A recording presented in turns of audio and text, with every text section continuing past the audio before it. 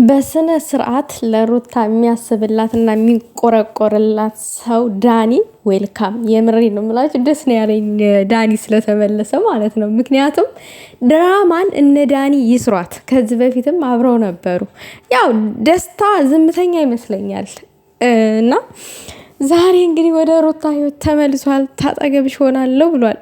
አዲስ ነገር አዲስ ፍትፈት አለ እያልኳችሁ ነው። ሰላም ሰላም ውዶቼ፣ ሰላማችሁ ይብዛልኝ በያላችሁበት።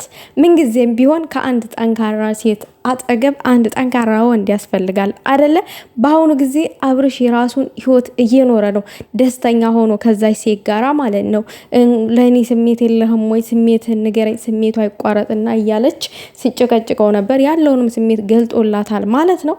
ነገር ግን በዚህ መሀል ጅግናዋ ሴት ሩታዬ ልጇን ይዛ ከቤቷ ሳትወጣ ቁጭ ብላ ባለችበት ሰዓት ከዚህ በፊት አጠገቧ የነበረው ዳኒ ከመልሶ ወደ አጠገቧ ለመመለስ እና ፍቃዱን ጠይቋል። ሩታን በዚህ ሀሳብ ተስማምታለች ማለት ነው።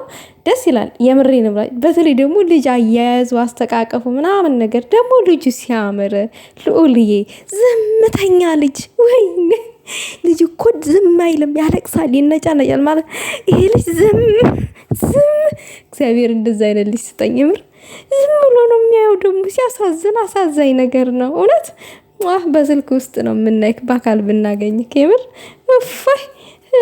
ዳኒ ደግሞ ልጅ እውነት ዳኒ ልጅ አስተቃቀፍ ምናምን ነገር ትችላለ። እንግዲህ ለሩታዬ ያላት እኔ ፍቃደኛ ከሆንሽ ካጠገብሽ ልሆን እፈልጋለሁኝ፣ የሚደረጉትን ነገሮች አይቻለሁኝ። ነገር ግን ደግሞ ያው ትኩስ አራስ በነበረችበት ሰዓት ምናምን ነገር ያው ድፍረቱ አልነበረኝም ካጠገብሽ ልሁል ለማለት። ነገር ግን ደግሞ አሁን ላይ ልዩም ጠንከር እያለ እየመጣ ስለሆነ ካጠገብሽ ልሆን እፈልጋለሁ፣ ፍቃደኛ ከሆንሽ ካጠገብሽ ልርቅ አልፈልግም ብሏል። እንግዲህ ቀን በቀን ከዳኒ ጋር አብረው ይመጣሉ ማለት ነው። ዋው እኔ ተመችቶኛል። ከዚህም በፊት እኮ ሩታ ተጠርጥራ ነበረ ልጁ የዳኒ ነው ምናምን ነገር፣ ያው ለድራማው ድምቀት እንጂ ልጁ የራሱ የአብርሽ ነው። ነገር ግን ደግሞ ማን ከማን ያንሳል ውዶቼ? ማን ከማን ያንሳል? ሩታ ምን ይጎላታል? ሩታ ምን ያንሳታል እንዴ? ሩታ እኮ ጀግና ሴት ናት አይደለ እንዴ? ምን ሆናችሁ ነው? ምንም ያንሳት ነገር የለም። ስለዚህ አብርሽ የኖረውን ህይወት ሩታ ብትኖረው ማን ይከለክላታል? ማንም።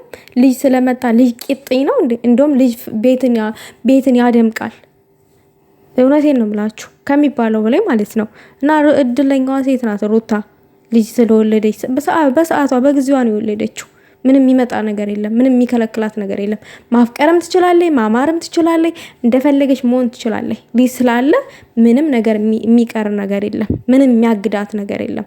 ስለዚህ ሩታ ፈለግሽውን አይነት ህይወት መኖር ትችላለሽ። ከመረጥሽ ሰው ጋር መኖር ትችላለሽ።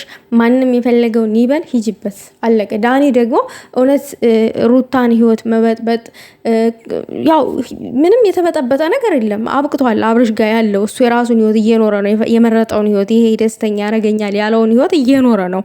እና ደግሞ ይሄ እውነት ደስተኛ ልታረጋት ፈልገ ከሆነ ከሩታ ጋር መሆን የፈለግከው አሪፍ ነው፣ እንደግፈዋለን። ነገር ግን ደግሞ ሌላ ነገር አስበ ከሆነ ዳኒ ኖ እንዳትጎዳት። የምሬን ነው የምልክ። አሁን ሩታ ተጎድታለች፣ አውቃ ነው እዚጋ ምስቀው ምናምን ነገር እንጂ አዘኗን ማሳየት አትፈልግም። ደግ አደረገች። ምክንያቱም የሚፈልጉት ስላሉ ማለት ነው የሷን አዘን። ስለዚህ እንደዛ ከሆነ አሪፍ ነው። በፍቅር ብትመጡ አሪፍ ነው ባይነኝ፣ እንደ አሳብ ማለት ነው።